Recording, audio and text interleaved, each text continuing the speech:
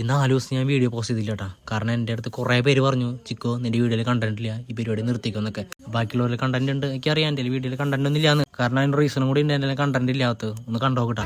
Hello പ്രിൻസുക്കാണേ, നമ്മളവനെ കുറച്ച് ദിവസമായി കണ്ടിട്ട്. അപ്പം നമുക്ക് വീഡിയോയിലാണ്. ക്രിസ്മസിനോടനുബന്ധിച്ച് എൻ്റെ വീടിൻ്റെ അവിടുത്തെ കനാലിൽ വെള്ളം വിട്ടുണ്ട്. അപ്പോൾ കുഞ്ഞു പിള്ളേരൊക്കെ ശ്രദ്ധിക്കുക. കനാലിൽ വെള്ളം വിട്ട് കഴിഞ്ഞാൽ അപ്പനെ എൻ്റെ കിണറ്റിൽ പോയി നോക്കണം, അല്ലെങ്കിൽ മോട്ടർ മുങ്ങും, വലയും മുങ്ങും, ഒക്കെ മുങ്ങും. എൻ്റെ വീട്ടിൽ രൂപക്കോട് ഉണ്ടാക്കിക്കൊണ്ടിരിക്കട്ടെ. എൻ്റെ വീടിൻ്റെ അടുത്ത് നിബിയേട്ടനും അനുവേട്ടനും കൂടി ഉണ്ടാക്കണേ. എൻ്റെ വീടിൻ്റെ അടുത്ത് ചേട്ടന്മാരാ. ആമിയോ അംഗൻവാടിക്ക് പോകാൻ വേണ്ടി ഒരു വാശി പിടിച്ചോണ്ടിരിക്കട്ടാ, പോണില്ല പറഞ്ഞിട്ട്. ആമിയോ പുറത്ത് പോയി ആമയുടെ പട്ടി കൂടി ഉണ്ടല്ലോ, വലിയ മുട്ടിയിൽ അതിനെ കെട്ടിയിട്ടാണേ, അത് വലിച്ചിട്ട് പുറത്തേക്ക് പോന്നു. അങ്ങനെ എല്ലാം കഴിഞ്ഞ് നമ്മുടെ പരിപാടിക്ക് ഇറങ്ങിട്ടാ. മെഡിക്കറപ്പല്ലേ, ജോലിക്ക് പോവാ.